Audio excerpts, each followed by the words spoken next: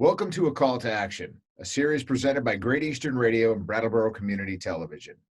We're covering many different topics from recovering from loans and student loans to serving our area's food supply. Today, we're talking with Elliott Greenblott, who is the Vermont Coordinator for the AARP Fraud Watch Network. Unfortunately, we've seen opportunistic people popping up COVID testing sites that are fake, hustles for essential oils that don't work, which is what makes Elliott's job right now so much more important. So, Elliott, welcome to A Call to Action. Thanks, Peter. I really appreciate the opportunity to share this information with the public because we're just seeing an inundation of fraud and scams as people are at home and have not much to do. Con artists realize that. Right, and they dive right in. All right, so and you'll notice that this format of this particular call to action is a little different because Elliott comes to the game prepared, right? So we're going to leave some of this information up there, and we're going to scroll through some of the things that you can be looking for and helping out people. But first and foremost, what scams with the inception of COVID-19 are you seeing the most of right now and that people should be alerted to?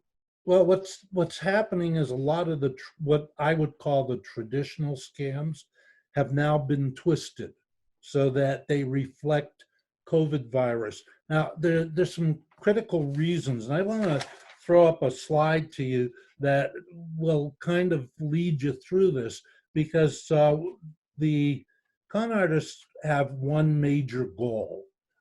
They're looking to separate you from your money. And they're also looking to gather as much information as they can get about you. So if they can take your money, fine. If they can't take your money, they're very happy taking your social security number, bank account numbers, even driver's license numbers, Medicare numbers, anything that they can then turn around and use to generate that cash that they really want. Now, they have a term for it, and I'm going to flip through some slides very quickly, and that's the term. It's called putting you under the ether. Right. It's a common phrase or word that con artists use, and as the slide says, this is building you into a heightened state of emotion.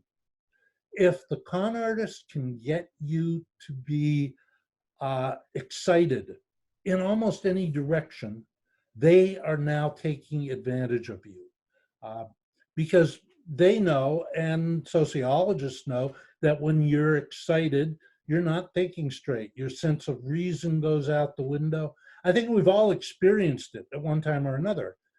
If you've ever gone out to buy a car, you're usually under the ether because you have a particular car you're looking for. You may see that car in every parking lot or every location around you. And as a result, your mind becomes obsessed with it.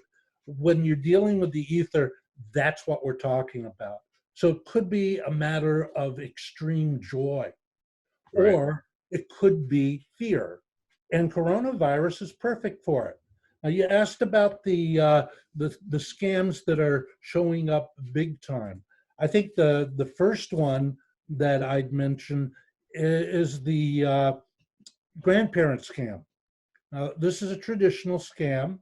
A call comes in, usually a muffled voice, something like this. Grandma, I'm in jail in Montreal. Please help. Oh, by the way, don't tell my parents. That hits at the emotional tag. People our age or older tend to work on emotion more than younger folks. And so the result is you fall for it. I've dealt with people who have fallen for the grandparent scam, and they will swear that it was their grandchild. So that one's coming back now. Instead of in jail, I'm in the hospital. Right. And I need money to help because I can't pay my bill. So that's the big twist there. Another traditional scam that we're seeing get the twist is the Social Security scam. That one used to go You're in danger of losing your Social Security benefits. You need to give us your Social Security number so we can verify that you are indeed who you are. First of all, Social Security, Medicare, IRS, government agencies aren't going to call you and ask you to provide information. But if you're partially under the ether and you have that sense of fear, you start donating that information. And that's what they want. So yeah, the twist now is we have to verify your identity so you can receive your relief check from the government. And another twist on that one. We're checking on you from the U.S. Census Bureau, and we need to check on some information that will guarantee that you get your relief check.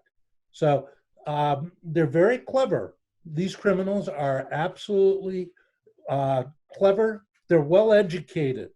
We tend to have a sense that these are not very bright people, but the ones that I've spoken to who have been caught and then provide hints on how they operate, they're extremely intelligent.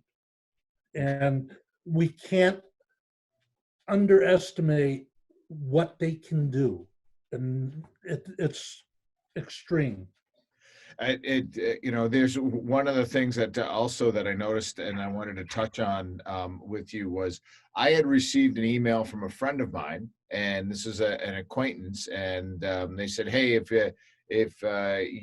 you have a minute, can you email me back? So I was like, sure, got a minute for you. So I emailed her back, and I said, well, just give me a call. You have my number. And when no call came through, about an hour later, I got an email saying, hey, listen, I just can't get out because of what's going on right now. Can you do me a favor? Go pick me up 4 iTunes gift cards for my niece. And I knew right away.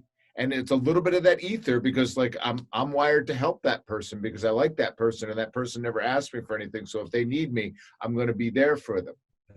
But I mean, obviously I was like, no, this is not a request that she would make. So I let her know that her account had been hacked. But it's that kind of vigilance that you have to, I think, you have to put out there.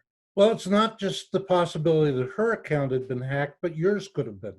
Right. One of the practices that a lot of people have is they utilize what I call a public server for their email, and that would be Hotmail, Gmail, Ymail. Now, these are not really secure servers. Google does provide some help, so does Yahoo, but the reality is these are broadly based, millions and millions, if not billions of accounts. They're not well policed because they're free. We find that whenever you see something that's offered free on the internet, that means that you're actually the product.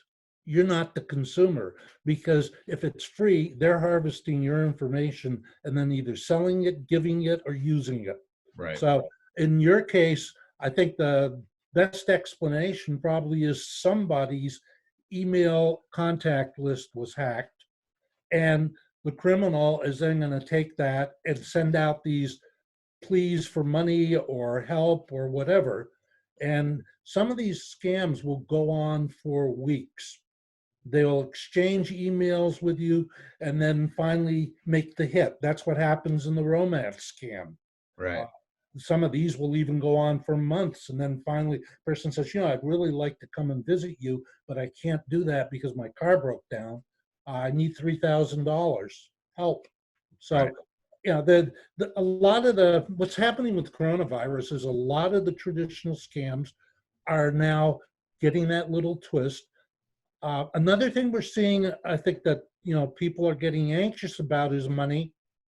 And the fact that the government's going to be sending relief checks out shortly is kind of putting people under the ether, because I'll have this cash in hand that the government's going to give me. Well, what people have to understand is there's nothing that you as an individual basically need to do. because they're going to come out to you automatically. They're most likely going to be direct deposits. If you request a check or you don't have a direct deposit linked with the IRS, then it'll be a delay. So that's the only delay that's going to happen. But folks are calling and they're saying, we'd like to expedite your check to you. All we need to do is verify some information. Now, your social security number is, Right. and what's your bank account that you would like this applied to, and what's the routing number?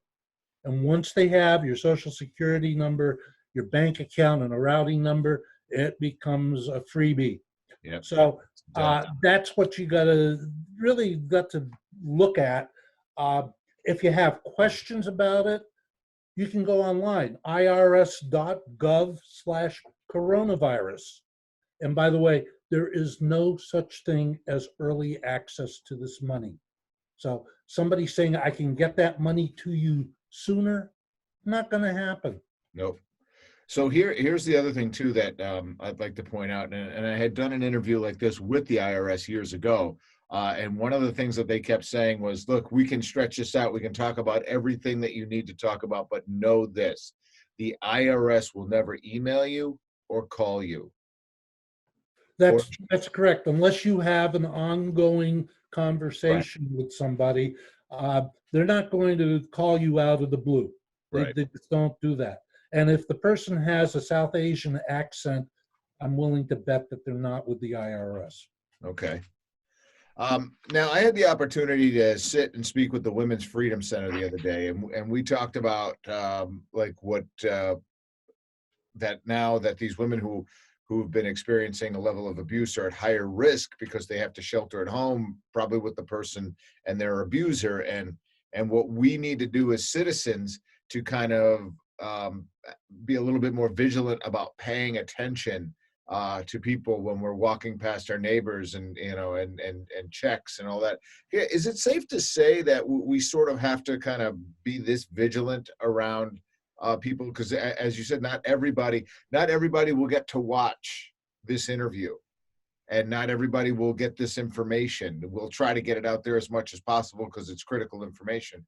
But I mean, what can you do as a neighbor if you feel like your neighbor is like kind of fallen victim to a scam? What do we do? I think that the first thing to do is talk to your neighbor. Have them get into a conversation with you. If possible, use a venue such as we are using right now, WebEx, a Zoom, Skype, so that you're actually making face-to-face contact.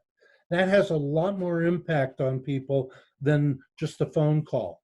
But if you have to use a phone call, do that. Engage the person in conversation. Ask them, well, what's happening today? How are you doing?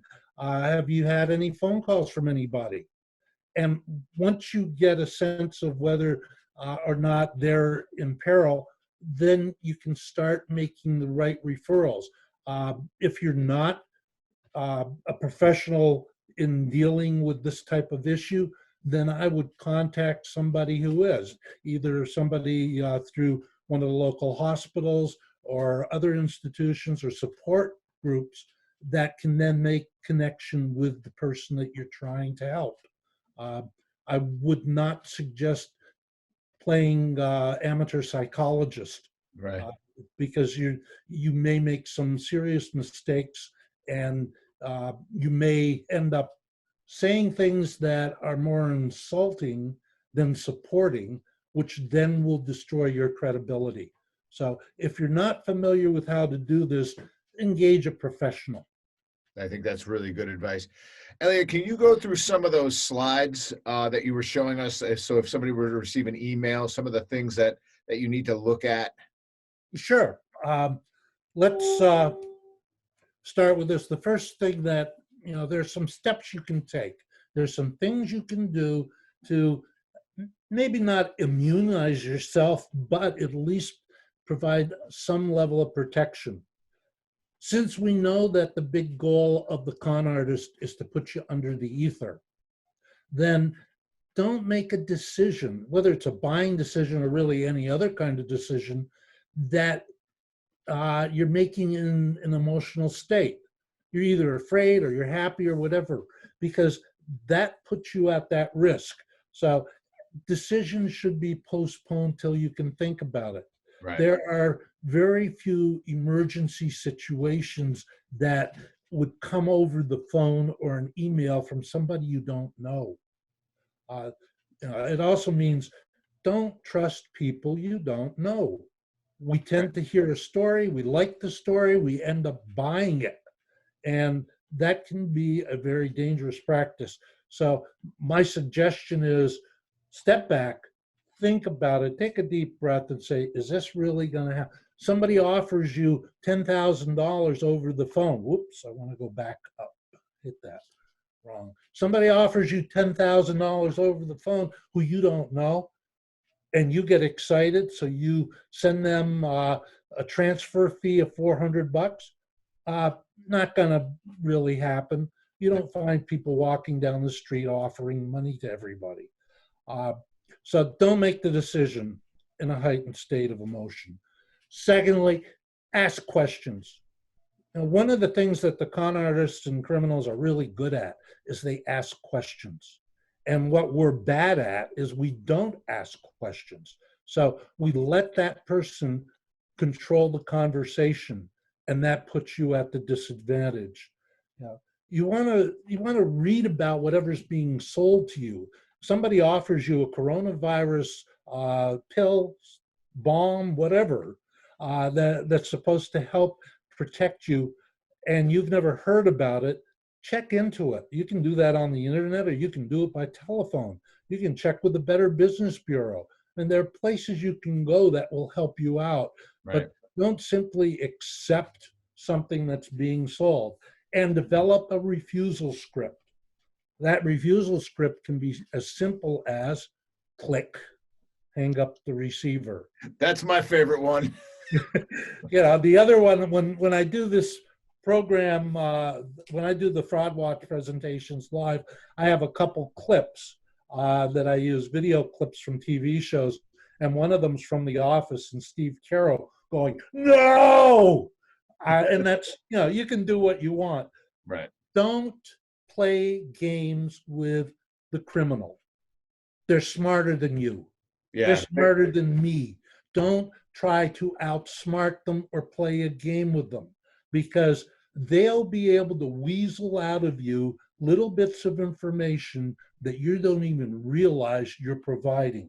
Right. So the best thing to do, terminate it. Exactly. If it's an email, I would what I do with them is I forward them to, for instance, if it's a fake email from Comcast, I will forward it to Comcast under abuse@comcast.net, because people like Comcast, AT&T, Verizon, they need to know.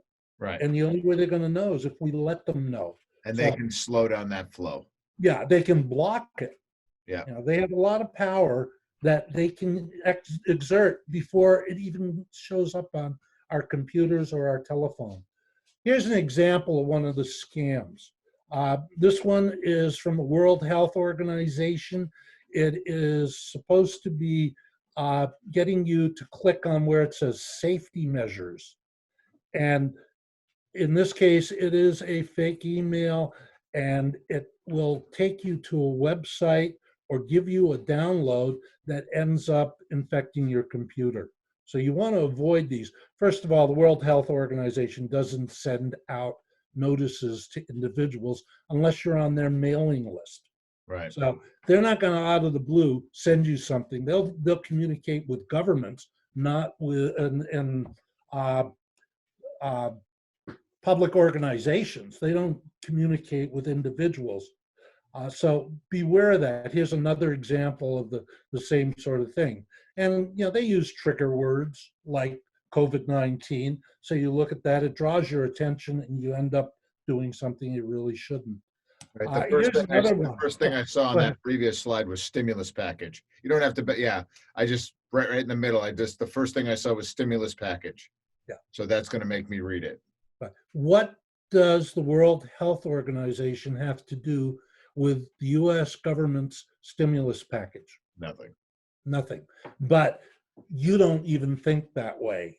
Right. Generally, you see the word, as you did, stimulus package, and wow, Right. that may start you getting under the ether. Here's another one that I really love. This one's from the CDC. And you can see that there's a link there, which we urge people don't click the link, but that one says www.cdc.gov. That's a legitimate link. It will take you to the CDC. But one thing that's interesting that a lot of people don't do is they don't look at the header, the top of the email. And if you look at this one, there's Cyrillic. I didn't know that the US government, as a practice, communicates in Cyrillic. Yeah. Okay, those are the default titles on this page, which indicates that it comes from somewhere, maybe Russia, maybe from another Eastern European country. Right. And those of us who deal with fraud constantly know that Eastern Europe is a hotbed for scammers. So you get something like this, be vigilant, look at where it's coming from, and that will hopefully help you out and lead you down the right path. I always like to say this because I think it's really important, that if you are an internet user, everything that you're doing online is being watched. Everything. It's either being watched electronically, meaning that there's software that is scanning your interactions, or somebody is physically watching your interaction. So you want to be very careful. Now, we see a lot of people who post almost anything on their Facebook account. And there are criminals out there who go through Facebook and harvest that information, because now they have all kinds of goodies about you. And if you wonder how somebody can end up calling you and mentioning names of your family and about somebody who just graduated from college, guess what? Yep. You told them. Yep, for sure. So, Elliott, we've covered a lot of ground here. So thank you for putting that slide back up, because it's really important. If you feel like you've been scammed, and again, these are, we'll go back to people impersonating being somebody they're not, stimulus check scams, the grandparent scam, which is bad, fake cures and inoculations, fake testing scams. All of these things are, once again, buyer beware. I did an interview with the Better Business Bureau about how businesses can protect themselves. I think that this is sound advice for both the consumer and the business to pay attention. And if you are fortunate enough to have seen this video and listened to what Elliott has to say, and if you still have questions, you can, if you don't feel comfortable calling either one of us, then by all means, call somebody else, get somebody else's opinion. But as you said, and I think a really good point is, don't react initially to anything you get, especially now, because these people are just operating at the next level. As I'm sure you know, and probably a number of the viewers know, I write a regular newspaper column on fraud and scams that's published in numerous papers around the state. And I also co-produce and host a TV show that's aired and distributed by GNAT TV in Sunderland. So this is, a lot of this information is out there. I also publish my email address for people who want to contact me directly. And that's a real simple one. It's egreenblott@aarp.org. And I respond to them and maybe can help people individually if they want to contact me. All right.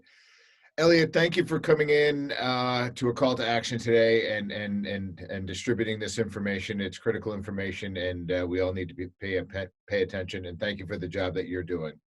Thank you.